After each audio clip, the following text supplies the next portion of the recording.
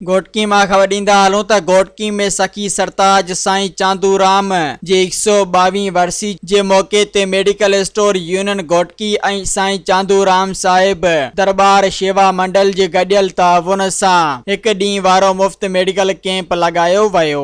Medical camp जो इफ़्तिताह medical store union Ghotki जे सदर विजय कुमार मोटवाणी, नायब सदर राना रियाज़, जनरल सेक्रेटरी संतोष कुमार, मुकेश कुमार, मंदिर जी शेवादारी कृष्ण लाल, कपिल कुमार कयो।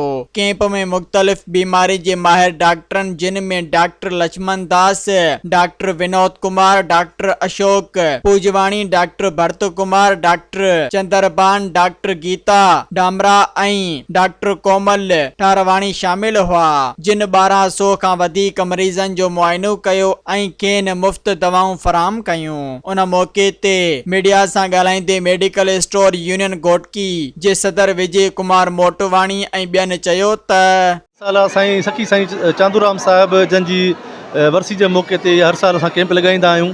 इहो कैंप लॻाइण जो मक़सदु असांजो हिकिड़ो ई हूंदो आहे त इंसानियत जो दर्स ॾियणो। हे हिकु इंसानियत जी ख़िदमत आहे। असां कोशिशि कंदा आहियूं त ॿियनि जॻहियुनि ते बि कैंप हणायूं।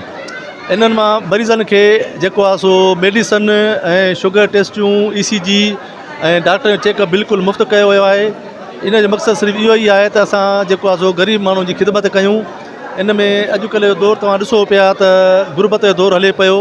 इन में मरीज़नि खे वधि में वधि असां फ़ाइदे ॾियण जी कोशिशि कई आहे। हीअ कैंप 8-10 सालनि खां वठी लॻे थी। हिन कैंप जो जेको मक़सदु आहे, जेके पूर ग़रीब पंहिंजा भाइड़ा आहिनि, भेनरियूं आहिनि, उन्हनि जो पैसो बचे ऐं 10 सालनि खां वठी हीअ कैंप कामयाबु थी रही आहे। ऐं इहा ई दुआगू हूंदो त सदाईं इहा ख़िदमत जो मौक़ो मिले इन दर ते, जिते बि अहिड़े क़िस्मनि जा कम थियनि।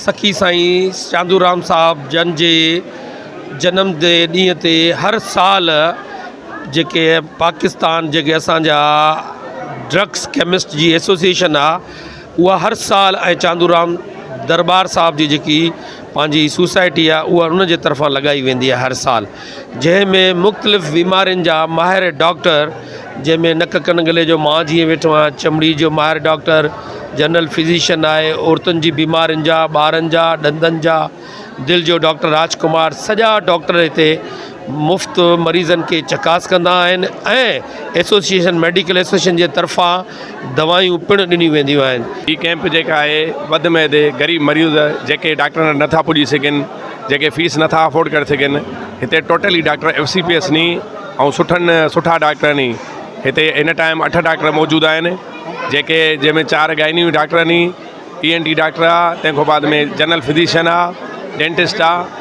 ऐं मेडिसन जेका आहे टोटली फ्रेश आहे। टोटली मेडिकल एसोसिएशन तरफ़ां परचेज कई वई आहे मेडिसन, जेका मरीज़नि खे ॾिनी वञे थी फ्री ऑफ कास्ट।